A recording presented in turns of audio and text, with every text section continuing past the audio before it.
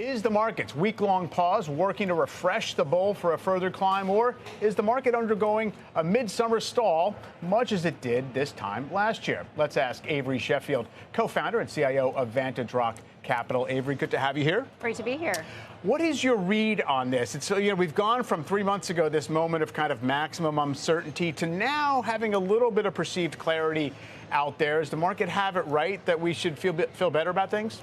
Well, I think it depends on the stocks you're talking about, right? So a lot of stocks have priced in tariffs not really being much of an issue, interest rates coming down, and the economy kind of smooth sailing along with AI, leading to happiness for everyone. That's right, yeah. And spending for everyone. So those stocks, I think, can be vulnerable in the earnings season if they don't have perfect results. But what's really interesting about the market is we still have a lot of relatively valued to inexpensive stocks, more often in the cyclical areas, not always, that I think are pricing in, a more bearish scenario, and I think could run from here. It's interesting you say that, in part because if I look at people who try to read the market signals in terms of what leadership looks like, what types of stocks are outperforming, they will point to continued strength in cyclicals already that they've kind of indicated, whether it's parts of industrials, even consumer cyclicals have perked up. So I don't know if that's a matter of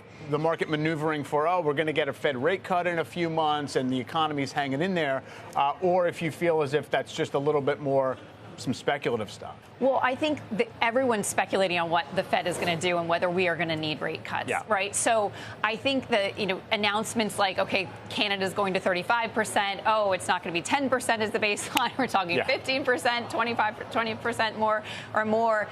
Those things do concern the market. And of course, we've seen bond yields move up a little bit. And so if we weren't to get a relief in rates, I think that we would see a correction in all areas of cyclical stocks, whether they're expensive or not. But what's interesting to me is you've had certain areas, especially within industrials, within transports, where you have kind of trough multiples on earnings that have actually been fairly stable over the past few years, but aren't at the COVID peaks on this expectation of a meaningful recovery. But I don't think the Fed's going to be able to cut rates enough to lead to a cyclical major rebound, because in that case, the 10-year would move back up and you'd have this reinforcing, or you'd have this countervailing force keeping the cycle from getting too strong. So I think the most likely cyclical outlook is fairly steady. And so if that is the case, you're really going to see a bifurcation performance between those much more expensive cyclicals versus those that are still pricing in some uncertainty. You have seen a little bit of a migration. I mean, this week was pretty stark about this. The S&P comes into the week near record high, running pretty hot, and you've seen the best performers, like the momentum stuff, back off a little bit, a move from growth toward value, move from large toward small. Is this just the market, kind of finding a way to stay afloat and just making sure nothing gets too out of whack, or is there some macro driver to all that? So, yes, right. Is there a macro driver to the momentum falling off, or is it just like a technical happenstance? Yeah, we get a good jobs report, and all of a sudden Fed expectations are coming in, looking like they might be more friendly, and this is what happened a year ago, the Russell took off. Yes, well, I think the issue is that there's so much crowding in those stocks that have been the momentum drivers.